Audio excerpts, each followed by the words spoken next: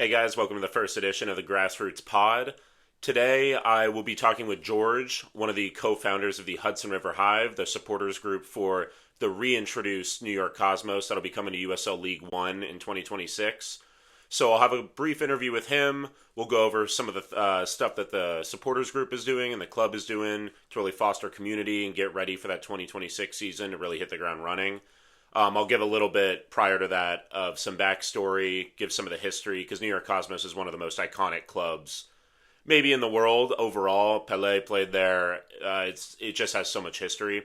We'll go over that, and then we'll wrap up the show with a little bit of a USL roundup and what to look forward to this weekend.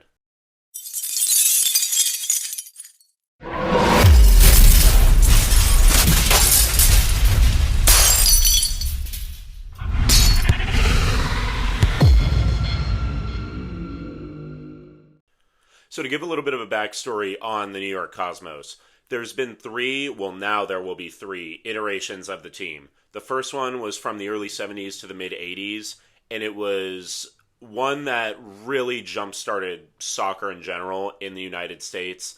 They had the legendary Pelé. He ended up signing for the club, and they would go on world tours. They would pack out 100,000 seat stadiums and college football stadiums. And it was really one of those moments where it was a big turning point for soccer in America. The club would then be revamped in 2010 and had a really tumultuous 2010s, including a lot of years, I believe from 2017 till 2020, where they didn't even play a match and didn't have a team. They would briefly come back into NISA before eventually, during COVID, just pausing team operations due to financial reasons and things related to the pandemic. And then in July 2025, this year, it was reintroduced that the naming rights were sold to the expansion side in Paterson, New Jersey for USL League One. And their old owner, who actually sold the naming rights, joined as a minority partner. And now that you have a little bit of a context, a very brief history of the club, here's the interview with George of the Hudson River Hive. All right, guys, welcome to the first edition of the Grassroots Pod. Today I'm here with George, nice to meet you. I'm the and co-founder of Hive. George, what would you say your role is in the Hudson River Hive, the supporters group for the new? Again, it's being brought back up. I'm gonna do a little bit of an intro before this and You edit got it, but for the new quote unquote New York Cosmos. I'm co-founder of the Hive, Hudson River Hive. It's me and my friend Ray. We wanted to start a supporters group. We play in Jersey now, so we're from Jersey, and we wanted to bring people to the games. And then, what are some of the things you guys are doing in this pre-season sort of time period? Because again, I get it's probably tough to keep people intrigued for that long, especially maybe some of the more casual fans or stuff like that. What have been some of the things you guys have been doing to really foster that community? I know like you guys have the Discord and things like that where people can contact. What are some of those things you guys are doing to really pique that interest at a point where you still got to tell people, hey, we're 6, 7 months away from playing Mhm. actual matches? So it's complicated right now. We're in like a weird state because, like you said, there's no team on the field, but at the same time, everybody knows the Cosmos. So it kind of almost speaks for itself. It's a blessing in disguise. Uh, we were under the assumption that it was going to be a New Jersey team. I believe they were going to be a New Jersey team up until February, where Rocco actually went to Stover and wanted to field the team again. They saw what was going on in Jersey and they wanted to field the team again. So now we're here, blessed with the Cosmos once again, and we have that opportunity to get people who know the name. Because if you're into soccer, if you're a sicko, you know the name. It's come across your table at one point. So we are trying to get people excited of this new iteration. Uh, Not just locals, but we're building an online community. Like you said, we have the Discord. I have the Instagram. I've been trying to engage people online to get them excited because it's it's difficult in the USL, especially. It's the lower league. We're the stepchild of soccer in America. To get people excited especially when there's no team yet until March. So we are trying to get people to really, uh, engage people online. We're holding events. We partner with a brewery here locally, who where we plan to hold events sometime soon this month, actually, uh, and just get people together to just enjoy the game in general and start watching the USL, start going to watch parties, that sort of thing.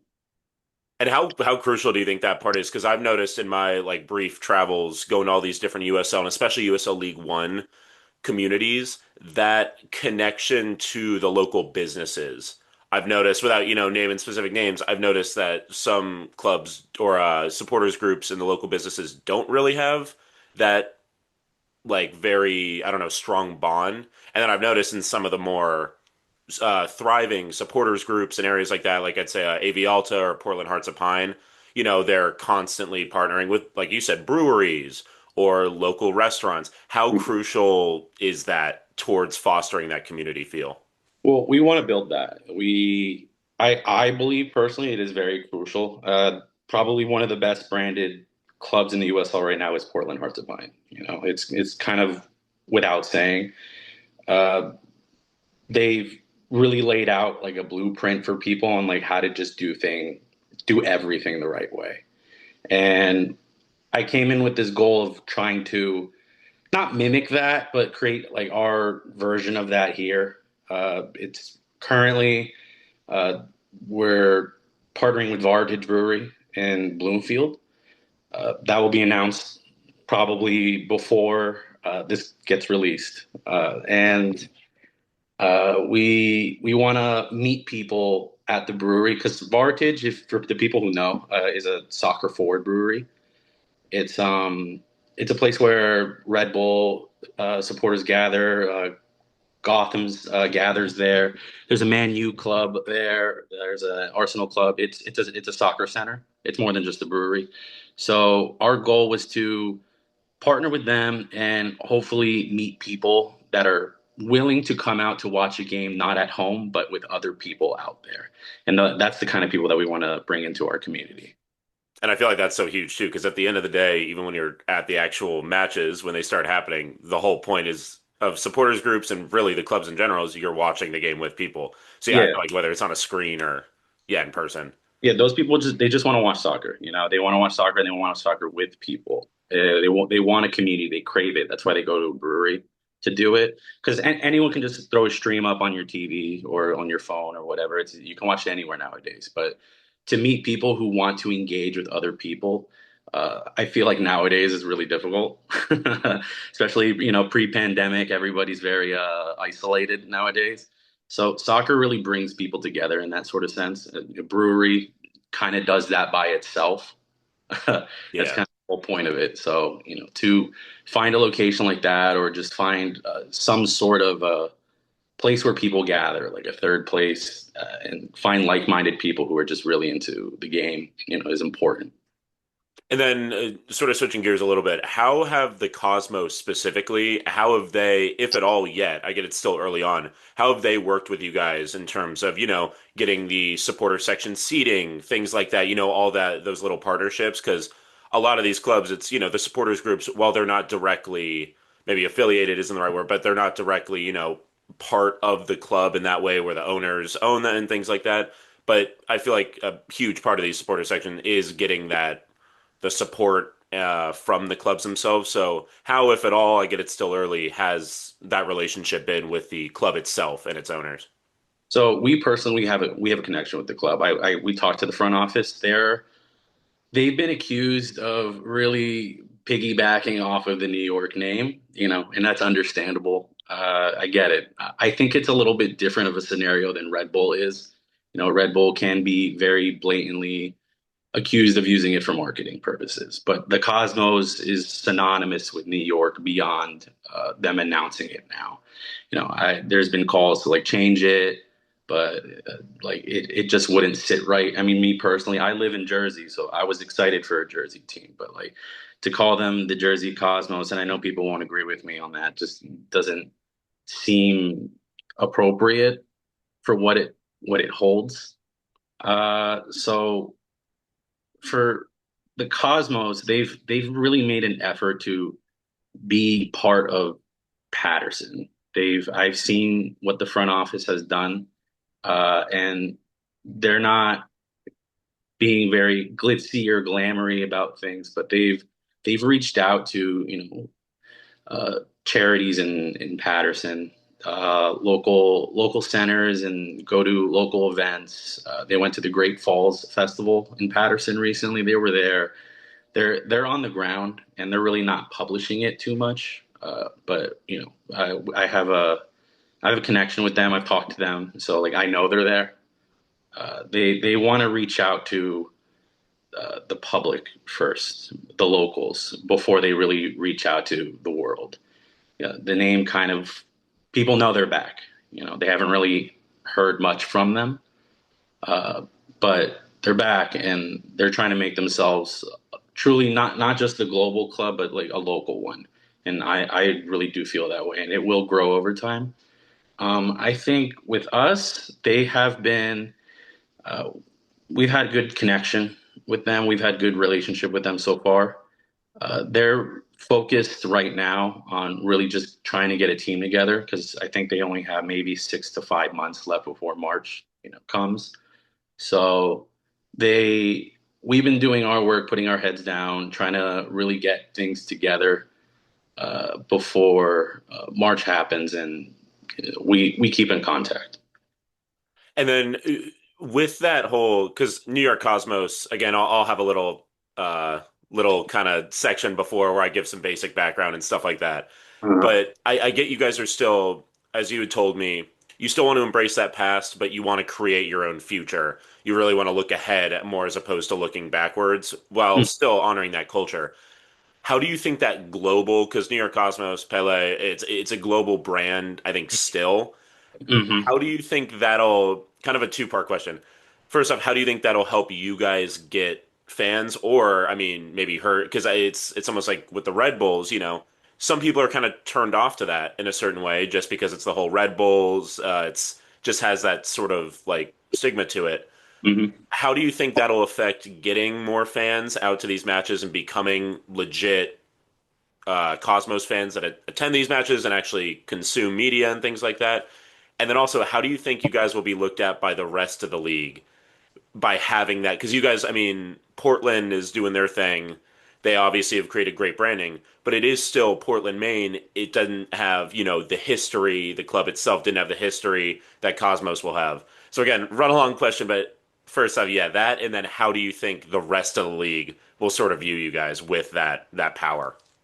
I'll answer the latter one first. Yeah, yeah. So they hate us. I'm Mhm. pretty sure most people hate us who watch USL currently. I think people who don't usually watch the USL, they know of the Cosmos name and they hear that it's back. And they know that the USL is doing Pro Rel now or going to do Pro Rel. They've announced it and have a Division One as well. So that with the Cosmos name, a potential for Pro Rel, watching them play on a national stage again, that's going to interest people, and the Cosmos already have a global following. They already have people who have been fans of the first iteration, second iteration, that are still around, they're still watching, and maybe they moved on, but they're back and they're excited that the team is back. Everyone that I've met that I've met a lot of people already that just are excited to have the team back that have been fans in the past, first or second iteration, and they're happy to see the team on the field again.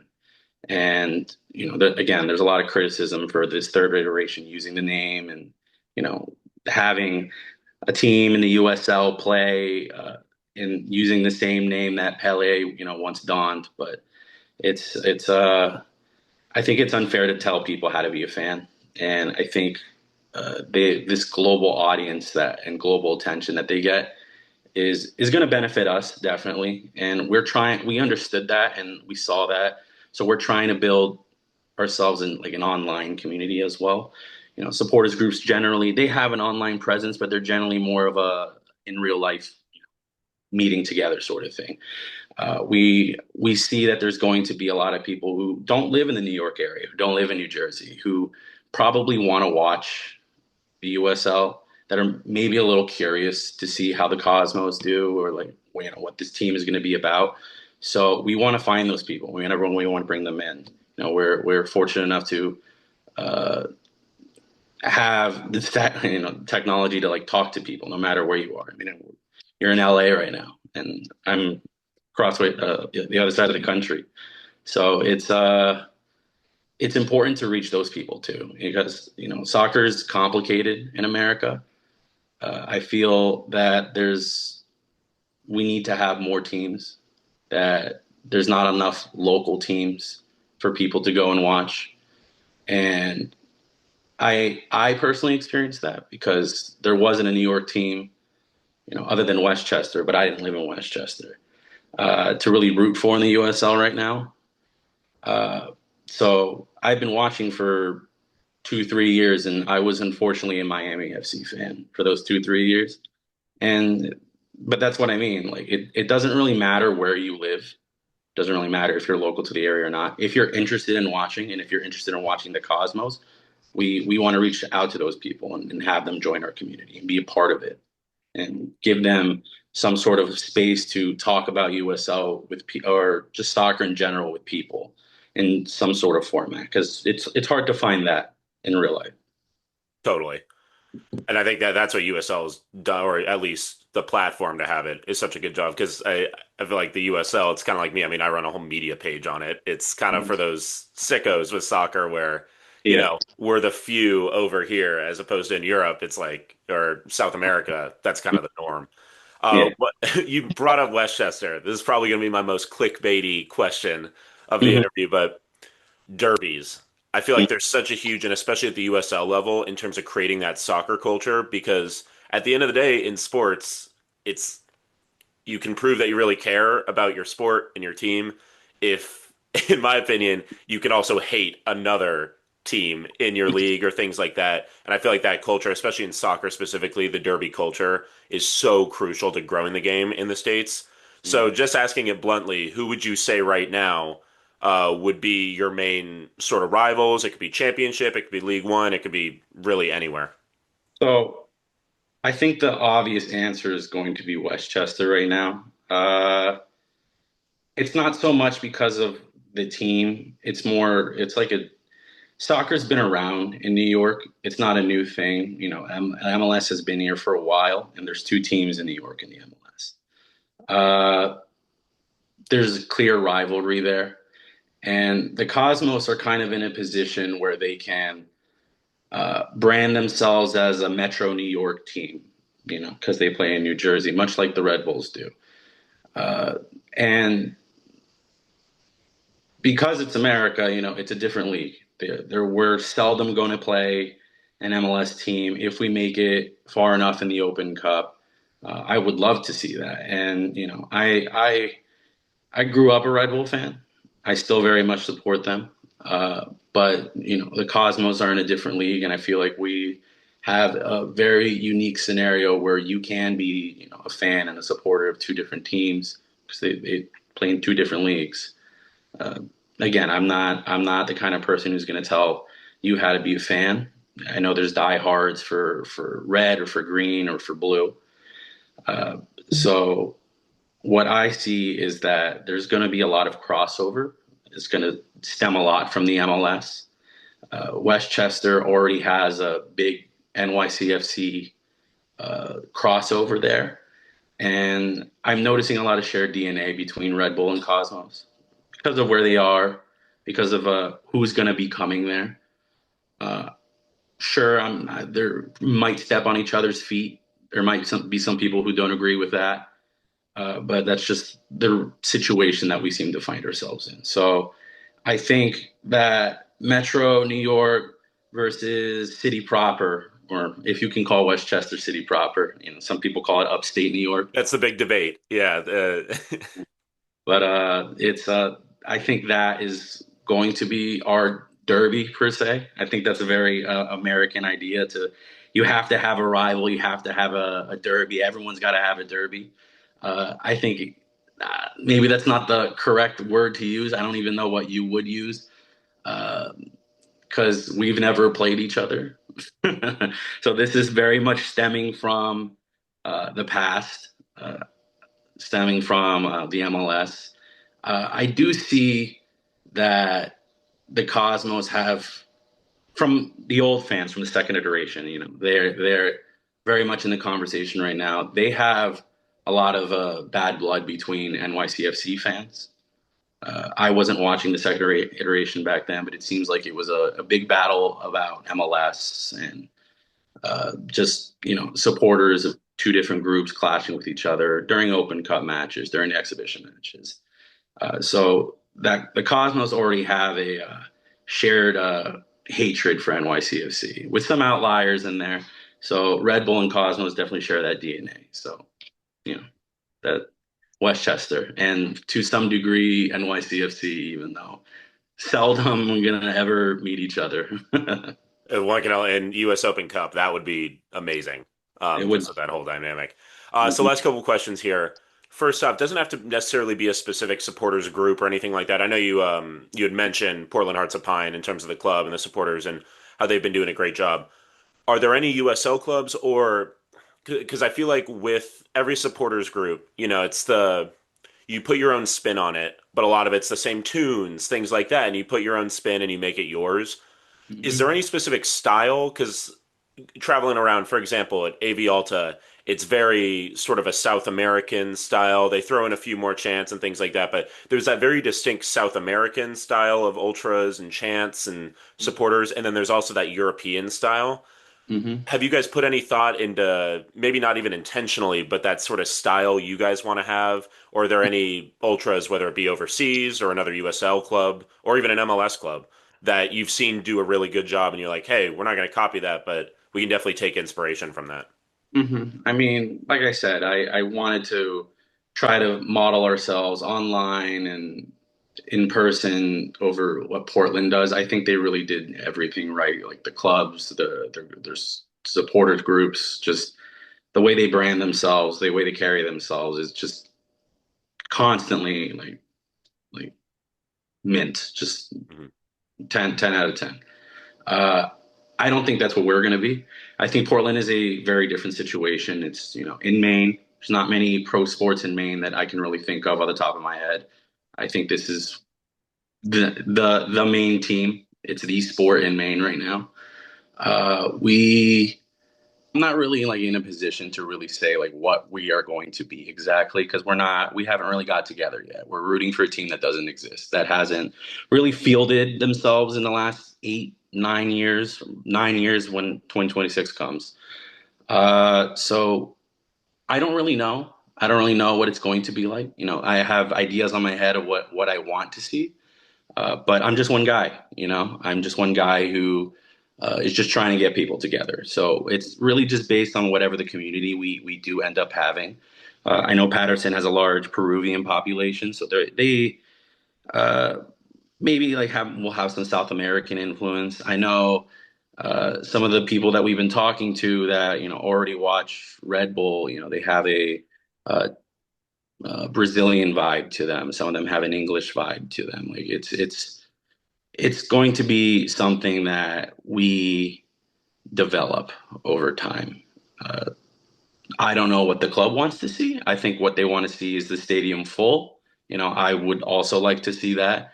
I think we are in an opportunity with Hinchliff that it's not as big as RBA or SIS, whatever you want to call it now. So we can fill it out. We can definitely fill it out if people are interested enough in coming. So, I'm excited to see what it's going to look like, and I think we'll all find out by next year. It's a great answer because it wouldn't be a supporters group if it was just you being like, yeah, we're going to do this and that's my goal. And yeah, that's a great answer. So last question.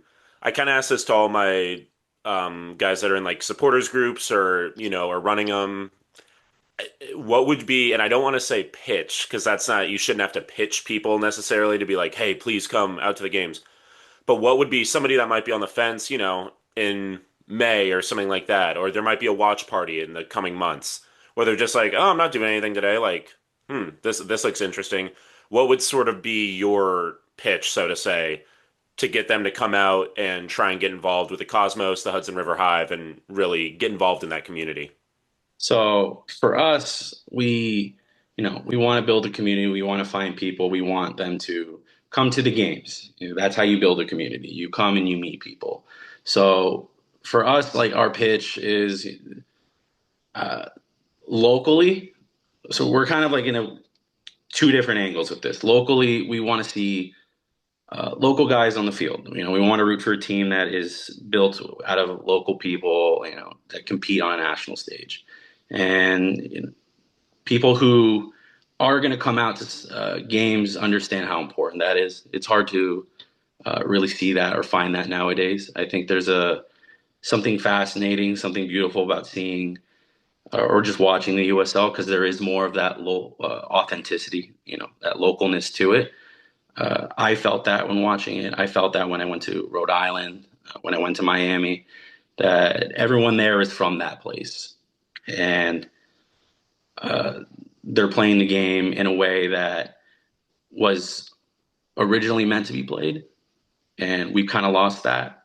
And we, and it, we have this noted, very prominent team, prominent name that is now going to play at a local level with us and bring on local guys. Let's come and support them. Let's go watch the games. It's fun. It's cheap. It's closer. Let's go to the games. It's important. Online, the other angle. If you're interested in watching the Cosmos, then you're gonna watch the Cosmos. But we want to give you an extra layer. We want that feedback back. We want a place where people can talk to other people online or be involved in some capacity, even if you don't live in the area. I think that we will have that opportunity to play both. I feel like not every club has a big online presence. I think it's more of like a let's meet at the stadium. I think that we've already kind of started building or have the foundation of building a community for when more people want to join, and we're currently building out and you know meeting people, trying to get people excited, so that when March comes, we have a crowd of people who are going to come to the games. Gotcha.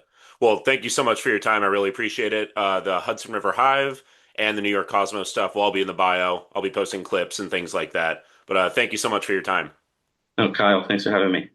And to add on a little bit to some of that context, just a couple of days ago, the Cosmos hired their manager for the 2026 campaign and hopefully beyond, Davide Corti. My Italian's not very good, so apologies if that's not the exact pronunciation. But he spent the last few years coaching women's football over in Italy.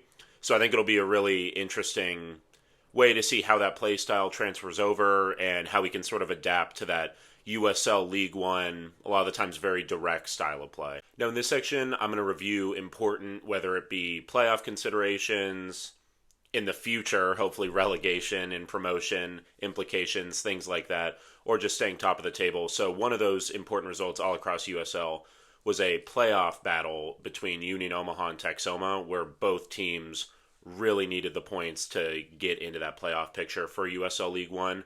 And Union Omaha got it done resoundingly with a 5-0 win at home.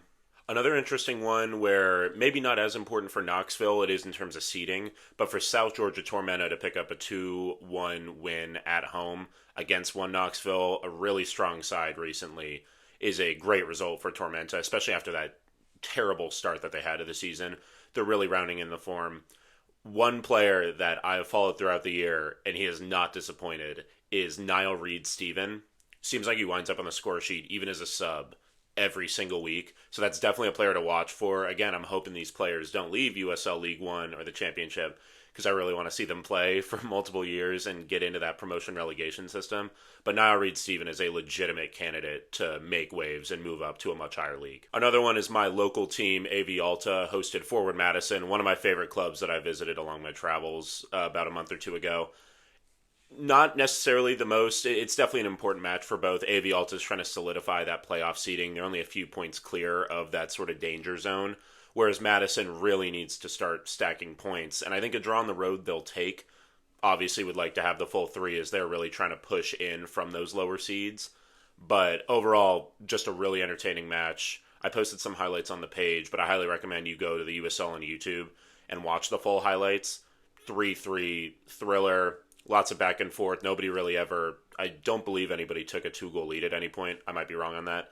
But overall, just a all-around great match. With how tight the race is in the West for those last couple playoff seeds, I could basically just list off every Western Conference team that played as a crucial game. But this is one of the huge ones. New Mexico United getting a 1-0 win on the road in San Antonio. Tough place to play. Now there's 4 teams. Again, different matches at hand. A few people on 21, 22, 23 played. But a 4-way tie for that. I guess it would technically be for the 5 seed, but it goes up to 8. Those are all the ones that would technically be in the playoffs as of now. And then you have Orange County kind of on the outside, and then Las Vegas Lights. Monterey and Oakland are also on 24, tied for last. So it's just ridiculous, the parity, and it's so good for the game. But the parity in the Western Conference right now, last place is 6 points off the 5 seed, which is just something you don't see a lot all across world football. So I just think it's a really cool thing to point out. Before I get into some of the USL matches to watch this weekend, just wanted to say I won't be covering them as much this weekend as, and again, I do a lot of the week after stuff anyways, but I will be at the Four Nations Cup, which is an MASL sort of combined with one of their teams, the Sockers, the San Diego Sockers, putting together an international tournament with players from the league. So there will be players from, I believe it's Colombia, Brazil, Mexico, and the United States, all playing in an indoor soccer tournament. It's really cool. I highly recommend watching it if you can, or at least watching my coverage. I don't necessarily think it'll be streamed. If it is, I will post the link on the streams, and I highly recommend you guys watch it. But regardless, follow along on the Grassroots POV stories, and I think you'll see some really cool content. It's really cool. They play on like a hockey rink, obviously not actual ice, but it's similar to this lacrosse league too that kind of uses the hockey rink dimensions. So you can ricochet balls, you can kind of really see some cool creative players in plays. One match to watch is on Friday at 7 p.m. Eastern. It'll be Orange County SC going to Lexington. And this game, like I had said with the standings earlier, it's just so interesting. Technically, they could flip spots due to Lexington's goal differential, -4, whereas Orange County's is at 0 right now. But despite Orange County being out of the playoffs in the 9 seed, Lexington at 4 is only 3 points ahead. So Orange County SC, again, maybe just for the night, as the Saturday matches will then sort of see where they fall at the end of the weekend. But Orange County SC could jump from 9th to 4th place with 1 win in Lexington. With how close these tables are, especially the West, I could basically list every game, like I had said before. But one I do want to point out, last one in the championship, is the Toilet Bowl, basically. It's the bottom of the table in the West, Las Vegas Lights, playing Miami FC, bottom of the East. So, for any sickos out there, that's one to watch, maybe. In USL League One, one of the matches to watch is the Henny Derby. It is Richmond Kickers going to Forward Madison. And I hate using these sports cliches, but this kind of has the makings of a loser leaves town game, as a lot of people would say in the NFL. Both teams are sitting on 23 points. Union Omaha, I believe, they're sitting at 27. And with only a few matches left in the season, it's really important that both of these teams maintain and keep those points going. A draw probably isn't great for either team with how much of a hole they kind of have to climb out of and how well some of the teams above them are playing right now. Another match, it might be more of a personal one, but 2 really good teams, both playoff teams right now. AV Alta more so is trying to create that gap and really separate themselves and secure that playoff spot with a few weeks to play. But they're hosting one Knoxville. Jordan Skelton, one of my favorite defenders, really across the world. He's just pure class. So I'm really excited to see how that AV Alta style of play. One Knoxville is very content a lot of the times to maybe not sit back, but they're not as possession focused as I feel like with AV Alta, that's their main sort of bread and butter. So I think it'll be really cool to see those play styles clash and just a lot of really good talent on the field as well. And last but not least, I have the matinee on Saturday. It is at 6 p.m. Eastern. Portland is hosting Chattanooga Red Wolves, top of the table. versus one of the more exciting teams and fan bases in Portland Hearts of Pine, who are also in the playoff spots right now, but really need to, much like Alta, get that separation and solidify themselves for that playoff run. Well, thank you guys so much for watching and listening. As I do more of these, they'll get better. This is kind of just testing it out to see what I can fix and make better, a lot like the YouTube videos. So once again, really appreciate you listening. Make sure you stay tuned on the Grassroots POV story this weekend for coverage of the Four Nations Cup, and I'll also probably have a little bit of the USL stuff too, but a lot of that'll more be next week. But thanks for watching, and I'll see you soon.